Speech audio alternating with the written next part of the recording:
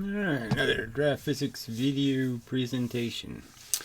So first off, I guess we'll deal with a troll comment somewhere else. I don't know where. It was just brought to my attention that Cato the Wiser, Cato the Racist, a lot of other things, is ragging on and on about this number I gave for 400 times better resolution from space. And the simple argument that there's the Eddington experiment, for example, is easily done from space. You don't need any eclipse.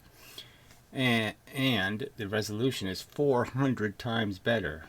You're going to get 400 times better an image from space. And it seems beyond credulity that the science of physics hasn't in any way demanded that the experiment be done from space. In all of these years that we've had all of these satellites and all of these cameras and all of these places, the space shuttle everywhere, space station, nobody has said, well, let's do the Eddington experiment because it's 400 times better resolution out here.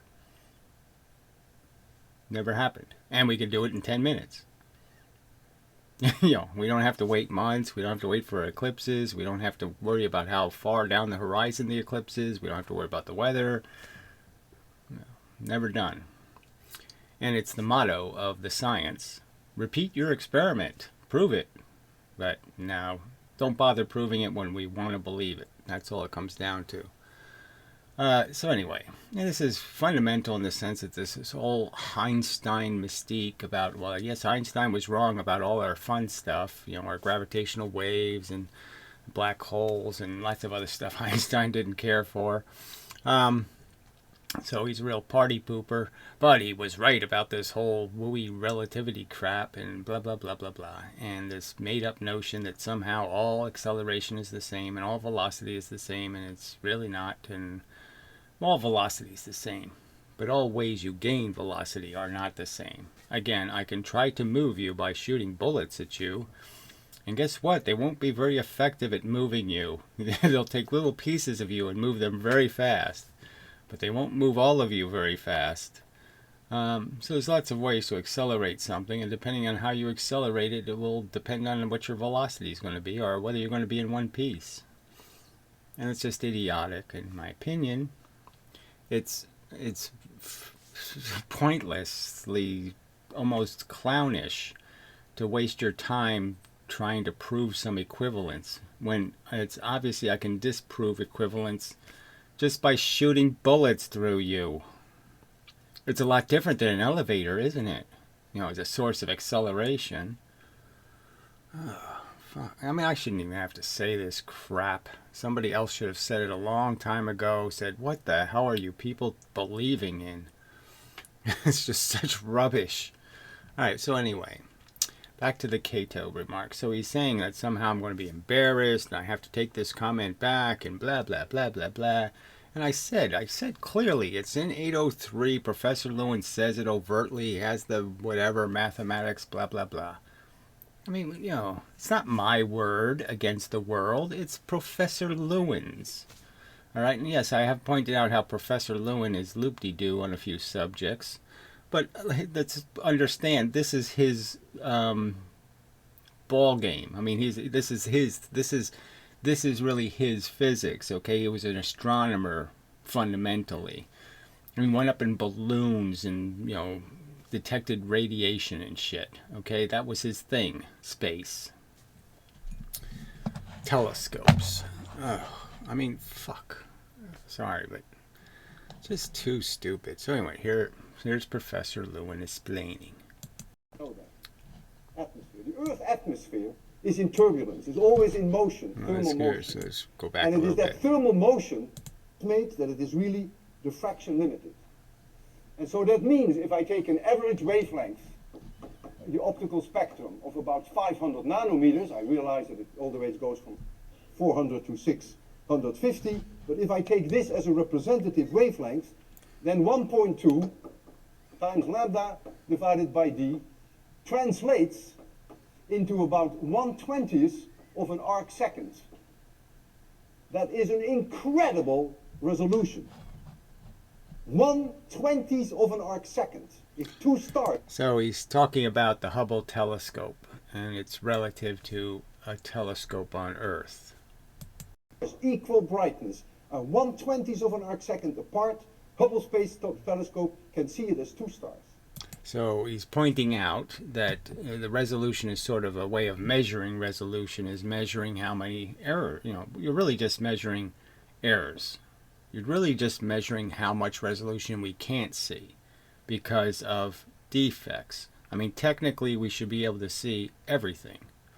Technically two things this far apart, 4 trillion miles away, we should be able to see, technically, okay, that they're two separate objects.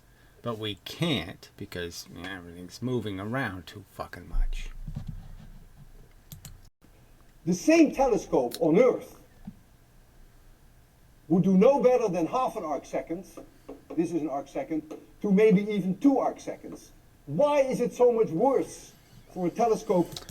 I mean, he could have done better with these numbers. That's a huge range, but he's basically saying 1, right? The average between 0.5 and 2 is 1, okay? So this is 20 times better, and the trick is it's 20 times better in both directions. So we're back to the r squared kind of thing, so you end up with 400. On the ground than it is for Hubble Space Telescope. Any one of you know that? Atmosphere. The Earth's atmosphere is in turbulence, is always in motion, thermal motion. And it is that thermal motion that is the problem. That makes your image on your photographic plate or on your CCD move around. They work like little lenses, and so it broadens it. But it broadens it in an incredible way. If you see, we call this the seeing. If the seeing were 1 arc second, then Hubble's telescope, which is above the Earth's atmosphere, has an angular resolution which is 20 times better linearly. That means over a surface, it has 400 times more resolution elements because it's two-dimensional. So it's highly superior in terms of angular resolution than any ground-based observatory. So there you go. So it's 400 times better resolution. Not out of my mouth, out of his mouth. So is he supposed to be embarrassed? Is he supposed to take it back? Is he supposed to all this crap? I mean, you people are so lame in your criticisms. You're just not even coming close to making a dent. Ugh, it's just pathetic.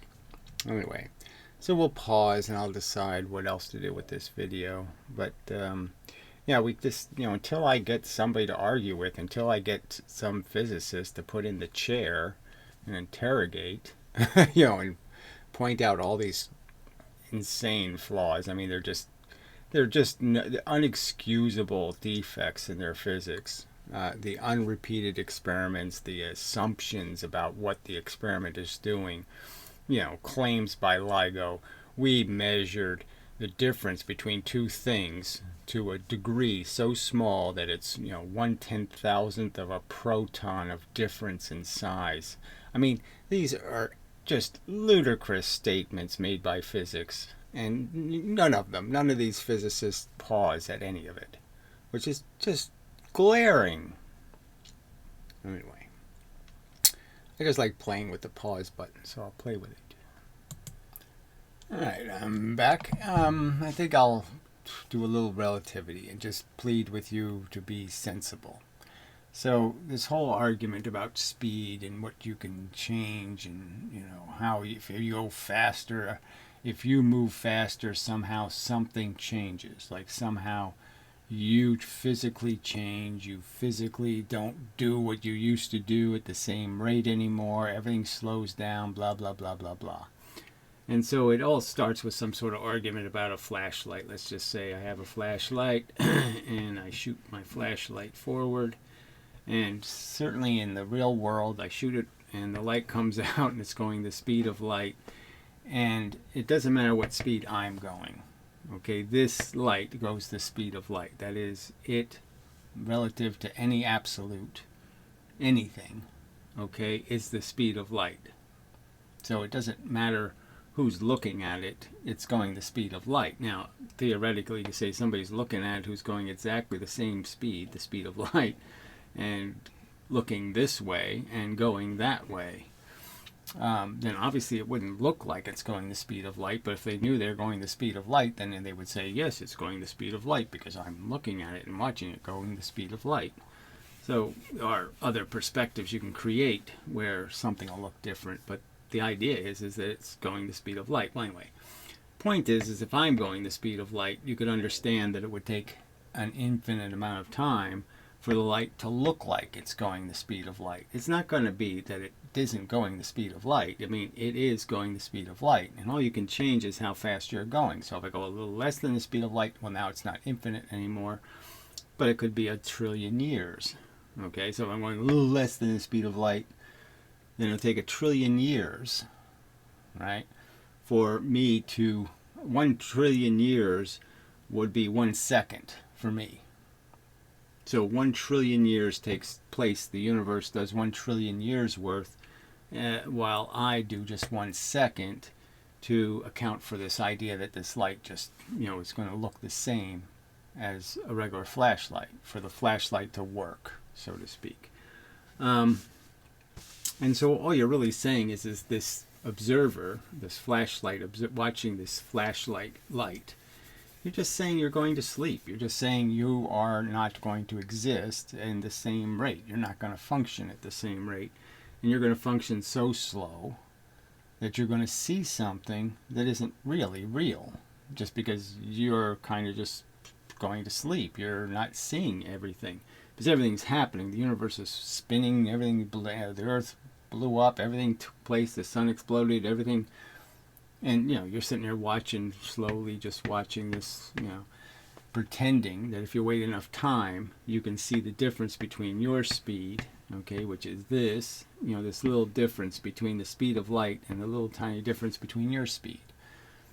And that's what you're doing all this time dilating to see, is that difference. This little difference is what you are going to play this game and pretend. Well, anyway, so I would argue that this whole conversation is just stupid, because if you think about the atom, what do you think the atoms are doing? Do you really think every atom, the electron and the proton are sitting there in an atom, right? This little atom.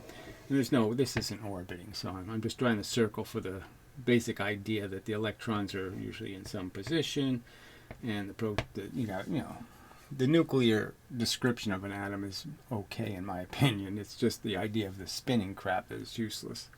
But anyway, so what do you think this electron is actually doing right now? You think it's just sitting in one place in space and it's just sitting there? Or do you understand that, yeah, it's on the surface of the Earth, so it's moving.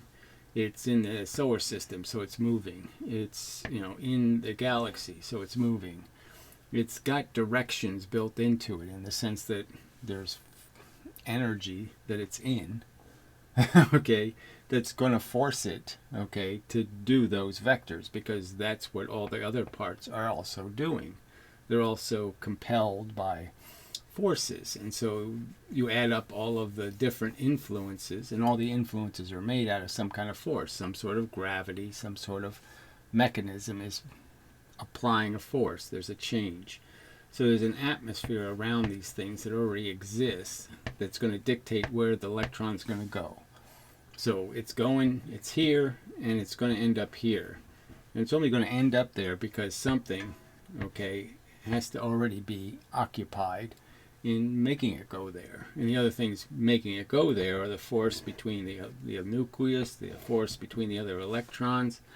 All of those things are going to dictate what this next position is, plus the added force of, Earth's gravity and the subtle circumstances. So things are already moving. And yes, this electron and this electron are really close to each other, and they've obviously had a very similar life experience while they've been in this atom. And so yeah, they're going the same way, overall. Any one moment this one's going this way, and any one moment this one's going this way, but overall they end up in these positions, and they're going to stay in those positions, and they can be both traveling through space. But what other alternative is there than to understand that it's influenced based on the environment it's in? If I change the environment, take the Earth away, it's a different environment, and it's going to go in a different direction. its direction will change, because now it's not being influenced anymore by a change that the Earth was causing. So if I speed you up, if I speed up this atom, and I make it go faster and faster, the only way I can do that is I have to shoot bullets at it, right? I have to shoot something at it. I mean, it's just not going to, so we just call it the atom, but we know that it's different pieces. So I have to apply some sort of force, some sort of energy, some stuff moving the speed of light, I would argue, and to get it going, to force it now to have a new direction. And I would argue that part of what's going to keep it going in that direction is going to have to be something internal to the atom. That is, the nucleus of the atom has to have an element that allows for pressure to be created that will create directional energy, that will just perpetually move energy in one direction. But anyway, I won't get to the drag issue. So just think of this thing accelerating through space. So it's moving through space. And so what do you think is going to happen when you're time dilating? So you're moving your atoms through space. Well, everything that's coming at you, okay, is still in the real universe, okay? And all of that stuff has, it's real. And so you're obviously going to bang into more of it. You can't deny it. You're going to crash into an awful lot more stuff going this way, right? There's a certain amount of stuff, you're going to move into it. So obviously all of the gamma rays and all of the X-rays and all of the light that's coming towards you, you're going to go faster and faster into. And all of this stuff that's frequency dependent, as far as we know, is going to have a higher frequency, right? There's no way you can avoid it. So once you start going any kind of real speed, there's real conversations about even having probes that we send into space. I mean, they were concerned with the Pluto probe because it's actually going to gain a velocity that was pretty substantial, 30 or 40,000 miles a minute or whatever. That little tiny piece of dust would blow the thing up. I mean, if it hits any kind of substantial piece of dirt in the voyage, it's just going to blow a hole in the thing, because the energy of the dust, right? It doesn't matter whether I move you really fast or I move the bullet really fast, right? So if I have a bullet and I have a you, it doesn't matter which one I move 10,000 miles an hour, right? Whatever one I move 10,000 miles an hour, same result's going to be, the same. It's going to be the same result. It ain't going to change anything. The bullets could be stationary, and I just push you really fast into it, and I'll make the same hole that the bullet would have made if I shot it out of a gun. Well, anyway, so you're going into all of this energy in one direction, and so all of the light that was, benign, okay, that was, 500 nanometer light, well, now it's going to be 300 and 200, and now it's going to be ultraviolet, and all the ultraviolet's going to be X-rays, and the X-rays are going to be gamma rays. So everything's going to get more energetic because the frequency of that stuff is going to change as you go faster and faster. The frequency of what's coming at you is going to go higher and higher, because you're going to get to the little bits quicker and quicker, and it's just going to annihilate you. You're going to be annihilated just by this passive, the stuff that seems like benign energy in the universe, let alone, what you're doing when you're crashing into atoms. Now you're giving atoms high velocity. So if a little hydrogen atom's just sitting here minding its own business, and you come crashing into it at 100,000 miles an hour or something, that is just like the hydrogen atom having that kind of velocity, which makes it pretty dangerous, pretty powerful. So even little atoms are going to splatter holes in you. They're going to break you into pieces. Little pieces, a little grain of dust, little anything, little gold atom, just sitting there minding its own business, and you come crashing into it at high speed, it will annihilate you. All right, so all of these thought experiments, they have no relevance in terms of they're not accounting for the fact that this is a physical reality. You're not going to change any of this. And if you're wondering, you can't tell how fast you're going, well, yes, you can. You can pretty simply tell how fast you're going. You don't even have to open the window, because frankly the dust in the universe is going to open it for you. It's going to blow a big hole in your spaceship, and you're so you're going to know that you're doing something. And then, like I said, what's the effect on the atoms themselves? Well, like I said, I didn't say it yet. So you realistically think the atom is going to stay all stable and comfortable. So you have this whole idea of an atom that has this nice even pressure idea that's happening between protons and electrons. And there's this kind of balance in the system. And you think all that balance is going to, it just doesn't matter how fast you make it go. You can just make this thing go as fast as you want, and you're not going to change the balance between these objects. I think that's pretty unrealistic to think that you can just keep pushing, again, have such an uneven amount of force coming from one side and, less and less force coming from the other side just because of your motion, and that this atom structure is somehow going to survive any amount of that. And there's no reason to think it's going to. There's no reason to think that that system is going to be able to adapt to an environment that has such a huge bias in terms of the energy hitting stuff. And so think about your metabolism and their cells and all the other objects. How are they going to keep doing what they're doing when you're applying so much momentum, so much velocity in one direction, primarily, and every other direction becomes a smaller and smaller percentage of the influence, and it just seems improbable, I would argue. I mean, certainly you're just going to get, everything's going to get ionized, all your cells are going to ionize, everything's just going to fall apart. There's just no way you're going to survive the adventure of moving very, very fast. Just ain't going to happen. So what else is to say? So yeah, there's, I mean, just to think that time is something you can play with, like time changes, when all you're really saying is clocks change, and people, you could argue, change. Now I would argue that people aren't going to change the same way mechanical clock changes, and that you're going to break them more substantially than just causing them to function differently. And the only evidence they have for this stuff is based on what atomic clocks do, so what decaying elements do when you give them velocity. And I've sort of pointed out that there's lots of scenarios you can understand that would explain why accelerating a isotope, a radioactive isotope that is moving it, giving it velocity, would change its environment. That is, if the thing that causes decay was an event that had to be proportional. That is, there was an equal likelihood of something happening from both sides of it. You can understand that if you move it, then you're going to change the likelihood, you're going to change the probability of there being a simultaneous event between the two sides. And all I have to do, once I start moving it, then I'm creating more probability of impacts here and less here. And by doing that, there's less chance of that 50, the chance of two things happening at the same time. So now it can't, the faster I go, the less likely it is. And if that's what decay is based on, then you know that decay is going to be retarded. So if I give something a radioactive isotope velocity, I'll retard its decay because I make the event, the simultaneous event, less likely.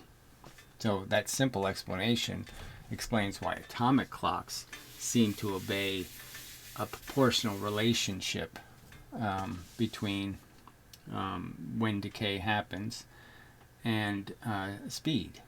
So the faster it goes, the less likely the simultaneous event, and therefore less decay. And so there can be a simple mechanism. Now that's it. That's all we got. Regular clocks, we can't test it because we don't have a regular clock that can do the the trilliseconds, whatever. They're just not. The second hand doesn't move, fast enough for us to be able to detect these tiny changes. So they're not. We can't use a regular clock. But I would argue that we already know regular clocks break by just changing the environment. A pendulum clock isn't going to work without gravity. Sundial isn't going to work without gravity. Lots of things aren't going to work, you know, as soon as you change their environment. Sundial won't work if you give it velocity, right? If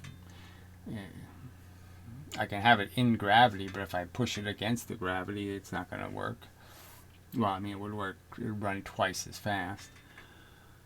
So this doesn't, you know, so there's really just no evidence that this has anything to do with time. It just has to do with the fact that events, right, there's a sequence of events. And there's the idea that, again, you know, what, you really think that the universe is doing something out here and the speed of light is moving at these regular rates, things move at this regular rate, and it's always the same rate when we're observing it. It always does the same thing. And that somehow when we move, we're affecting that? Yeah, we're not affecting that. We're not changing anything about time. Time still ticked. The universe still did all of its stuff. For you to be time dilated, you have to, again, concede that you're just going to jump to the future in the sense that your conscious perception is going to slow down, and you'll have less events happen in a universe where you were doing this, you know, you were counting the seconds where all this stuff was happening, and now you're only counting these. You know, these.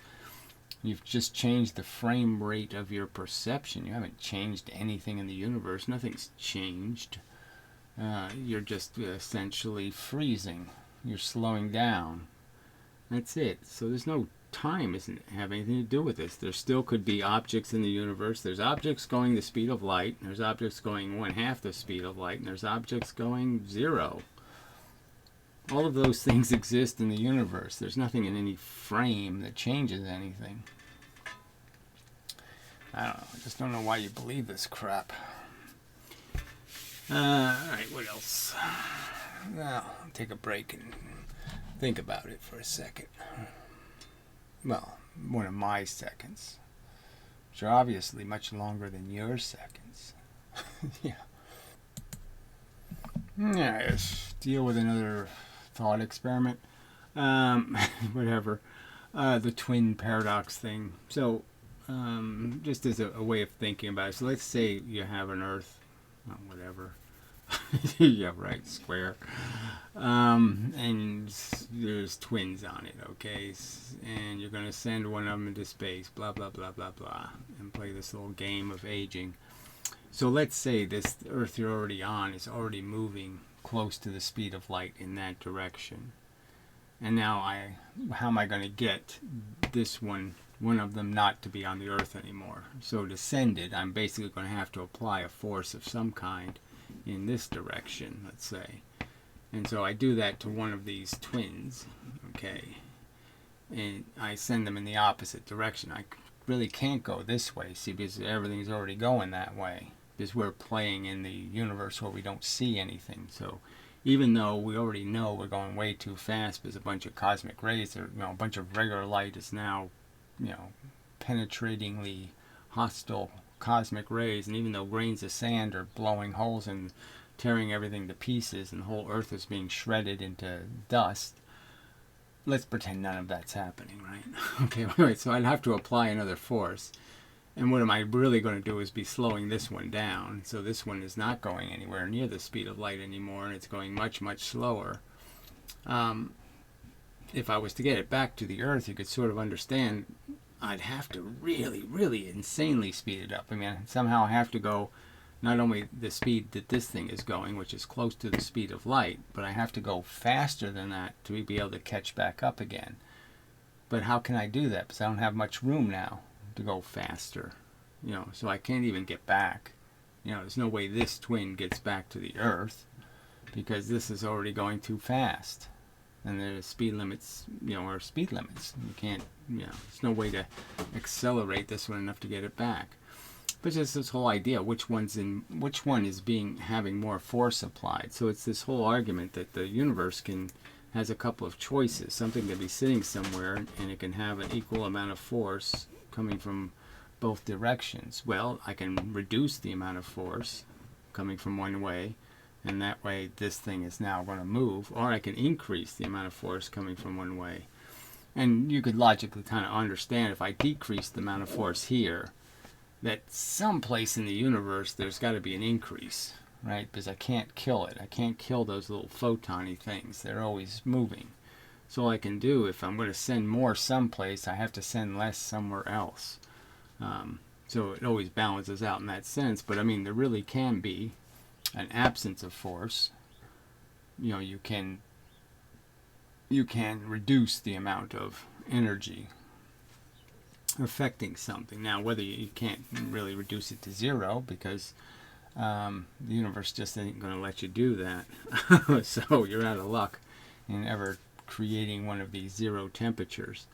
But you know, we can see how we can change it, and the change just comes in the form, as you could just, you know, well, here I'll make the color argument, the argument from yeah, I can't remember how I drew that too high.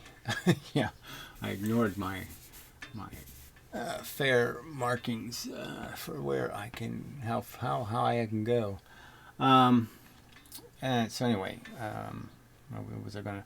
Oh yeah, so you know, to create a device, a machine, or something that would allow you to, you know, defeat the energy equation, just kind of has to do with, you know, this thing is going to be moved by a pink force, let's say, but it's also attached to let's say electrons or something else that ends up moving the energy. You know, energy that hits it, this form, it converts, you know, in you know, some mechanism. Well, I really can't draw it that way because, you know, it probably wouldn't work. So I really have to go with this model. Yeah, I think that'll work. Anyway, so yeah, it still isn't quite right. Well, I'll think on it. But the idea is that, you know, we're just trying to create models where the energy is recycled. So energy comes in, right on the board again. You know, energy goes this way, and somehow it goes like this and ends up doing that again. And then it does this, this, and this, and it does that again. It just keeps recycling. And so the idea is energy can be trapped by matter.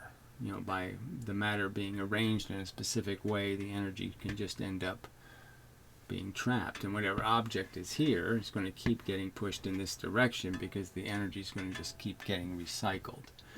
And, you know, so the simplest is the argument is you just have two ping pong battle kind of thing. And the idea is the energy bounces between those two surfaces. And if I hit this surface and compress it into this surface, the fact is I'll get more reflections here, and that pressure will just push back against that pressure, and, you know, create a spring, so to speak, against the pressure.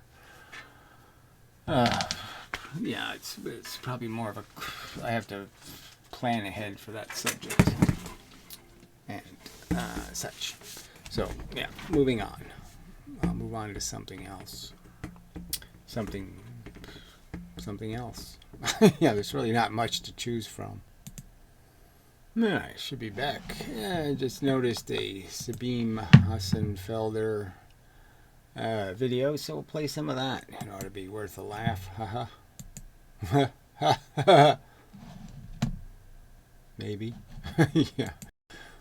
Hello and welcome back to Science Without the Gobbledygook. Today I want to tell you... Right, she's just so full of crap. I mean, she's all full of gobbledygook, all kinds of entanglement, crapola. She believes all of the mush. How particle physicists are wasting your money. I know that's not nice. But at the end of this video, I think you will understand why I say what I say. What ticked me off this time was a comment published in Nature Physics by CERN Director General. So yeah, so she would prefer they spent money on her research, you know, which isn't the foundations of physics. So yeah, the real point is they ought to spend the, you know, $500, you know, to redo the Eddington experiment. They ought to spend maybe, let's say $100,000 really proving what the light does in the double slit experiment. I mean, really proving that, you close one of the slits and the light disappears and all that kind of crap. Well, you open one of the slits and the light disappears. Yeah. Yeah, I don't think so. But anyway, so instead of doing any of that, they waste all this money on this strangled, we know, we're measuring 10,000, divisions of a proton. Bullshit, you are. Fabiola Gianotti and Gian Giudice, who is head of CERN's theory department. It's called a command, but what it really is an advertisement. It's a sales pitch for their next larger collider, for which they need, well, a few dozen billion euro. We don't know exactly because they are not telling us how expensive it would be to actually run the thing. When it comes to the question what the new mega collider could do for science. Yeah, well, again, there really hasn't been any evidence that they do anything, because the technology has these limitations. So it's almost like this seeing argument you could make, that these energies are insane. I mean, in the sense of you're just pumping a bunch of energy into energy. And what it can make all kinds of things in terms of outcomes or events, but they still can't see the events. They're still stuck with pretty cruddy technology for actually seeing things moving. So you're talking about cloud chamber still kind of technology. All you're seeing is dull traces. They explain a good example of a guaranteed result is dark matter. A proton collider operating at energies around 100 TeV, that's the energy of the planned larger collider, will conclusively probe the existence of weakly interacting dark matter particles of thermal origin. So there's just no point, right? Because they don't even know what dark matter is. They just invented this crap. And it's like saying, well, we know how to do a dissection of a gremlin, or a pixie. You can't do any of that crap. I mean, the very theory, sort of says this matter doesn't react in any normal way to energy. I mean, that's the whole point of dark matter, is it doesn't do anything normal to normal energy. It's somehow transparent to it. So how would this prove anything? It can't prove anything. This will lead either to a sensational discovery or to an experimental exclusion that will profoundly influence both particle physics and astrophysics. I won't influence anything, and it's just, again, it's just a desperate God of the gaps pile of crap. Dark matter is just a silly delusion. Let me unwrap this for you. The claim that dark matter is a guaranteed result, followed by weasel words about weakly interacting and thermal origin, is the... Right, yes, exactly. So they use these weird things to say we've qualified what dark matter is, and now we're going to talk about dark matter that has, some real matter in it. I don't know. Right? It has some real component that somehow will re-interact with energy. Even though they've already, like I said, there's other versions of dark matter that don't interact with energy at all and would never have to. So you still can't exclude that existence. You can't exclude their God by saying some part of God is mortal. Jesus, for example. Right? No. You still have to prove that. You'd still have to prove that that's dark matter, that somehow Jesus is God's foot. There's no connection. So you can't prove or exclude or do any of that crap. So that's probably what she's going to say, is that that's just nonsense, because even if they did the experiment, the people who still want to believe are going to believe, and the people who don't believe are still not going to believe. They're not going to be able to prove it in any substantial way, because the people who say, well, your experiment was straw manning dark matter. It was saying dark matter has an energy component when it doesn't. The physics equivalent of claiming we will develop a new drug with the guaranteed result of curing cancer, followed by weasel words to explain, well, actually it will cure a type of cancer that exists only theoretically and has never... Well, it'll only cure the kind of cancer that it cures, would be the way they would say it, right? It will cure cancer, but only the kind that it cures. It won't cure this kind it won't cure. And they'll just leave it open, like you can just make up any kind of form of dark matter, and whatever form you make up either is cured or is not cured by the collider. been observed in reality. That's how guaranteed this supposed dark matter result is. They guarantee to rule out some very specific hypotheses for dark matter that we have no reason to think are correct in the first place. Right, so they'll just rule out pixies that are mulatto, that they have interbred with gremlins. Yeah. What is going on here?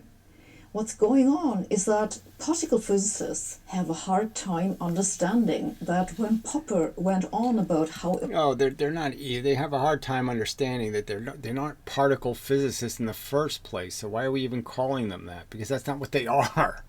Okay, they think this crap is all got a wavelength. Important it is that a scientific hypothesis is falsifiable. He did not mean that a hypothesis is scientific just because it is falsifiable. There are lots of falsifiable hypotheses that are clearly unscientific. For example, YouTube will have a global blackout tomorrow at noon Central Time. That's totally falsifiable. If you give me $20 billion, I can guarantee that I can test this hypothesis. Of course, it's not worth the money. Why? Because my hypothesis may be falsifiable, but it's unscientific because it's just guesswork. Yeah. Yes, reasoning is the bottom line is evidence. Evidence is never guaranteed. There's no guarantees. It's always got to be by some reasoned standard. Okay, you can't argue against the insane and crazy 5 million coincidences, and it just happens that the glove fits and the shoes fit and the blah blah blah. You can't prove anything absolutely. You can only prove it beyond reason. I have no reason whatsoever to think that my blackout prediction is correct. The same is the case. So, it's like I can't prove. I could have a theory of electrons and protons, and I could say, look, they have these two different properties and they interact with two different forces. I may never be able to have a videotape of the thing actually taking place, but I can make a simulation, I can make a model, and I can show how it reliably produces the result. And that's all it really has to do to indicate that's a probable winner, because it does what it needs to do. With particle physicists' hypothesis for dark matter that you are guaranteed to rule out with that expensive big collider. Particle physicists literally have thousands of theories for dark matter, some thousands of which have already been ruled out. Can they guarantee that a next law... Well, they can in some sense, because all they have to do is say it. You believe there's a Higgs boson. Now, the evidence is scant and convoluted and circumstantial. You believe, okay, for example, Einstein, that Einstein's field equations are actually accounting for time dilating, when they could just be accounting for, I just create any irregularity, any fluctuation in the sun's position, and any fluctuation will be felt more by Mercury than any other planet, and therefore I can just create a quantum fluctuation. I can just create erroneous noise. The noise will affect Mercury's orbit, and it won't affect any of the other planets. It won't screw up the rest of the gravitational equations because it'll be such a minor effect. So I can account for it with just making up complete nonsense, noise. Just say noise did it, and you fall for that. It fits, it gets the result, but is it any way rational? Is giving light, making light bent twice as much as any other object in the universe make any rational sense? Does it make any deductive sense? Does it fit in any way? It just doesn't, so that it doesn't. Yet you're willing to believe it on, insanely scant evidence. Larger collider can rule out some more? Yes. What is the guaranteed knowledge we will gain from this? Well, the same as the gain that we have gotten so far from... Which is crap, right? The existence of phantom pieces of crap that have no role to play, that don't make any sense, that you can't model, that is insane physics. just a bunch of magical particles doing magical things, but never have to be accountable. They have no role to play in anything called chemistry or the real function of an atom. They'll never do anything. A Higgs boson will never be part of anybody's mechanical figuring for what happens, in terms of when two pieces of matter collide. Ruling out the dark matter hypothesis, which is that we still have no idea what dark matter is. We don't even know it is a particle to begin with. You don't even know if there is such a thing. So again, you're just saying there is such a thing because your own theories don't match what you observe, and so then you try to create some new thing that's screwing up your observations, when it could just be that your observations suck, your models suck. Let us look again at that quote. They write, "This will lead either to a sensational discovery or to an experimental exclusion that will profoundly influence both particle physics and astrophysics." No. The most likely So I'm sure the company you work for, I'm sure they publish the same sort of hypey propaganda about what they're accomplishing and what they intend to do and what great things they're doing in the world. So, she's making something out of this, like it's something other than just typical propaganda produced by every stinking lousy human who has to make a living. They all say, yes, our company does it best. Outcome will be that particle physicists and astrophysicists will swap their current theories for new theories, according to which the supposed particles are heavier than expected. Then they will claim that we need yet another bigger collider to find them. What makes me think this will happen? Am I just bitter or cynical, as particle physicists accuse me? No. Well, what they ought to do is find the accelerator solution. It's probably space-based or some other way to do it that's going to end up cheaper in the long run, but you'll have to wait a while for us to have the technical means to do it. But yeah, keep making these things in this environment that you can't control very well is kind of stupid. So yeah, wait till you have a better, like I said, nobody should build a telescope on the ground anymore. We already know it's so much better in space. That's the place to put your telescope. I'm just looking at what they have done in the past. For example, here's an oldie but goldie, a quote from a piece written by string theorists David Gross and Edward Witten for the Wall Street Journal. There is a high probability that supersymmetry, if it plays the role physicists suspect, will be confirmed in the next decade. They wrote this in 1996. Well, clearly that didn't pan out.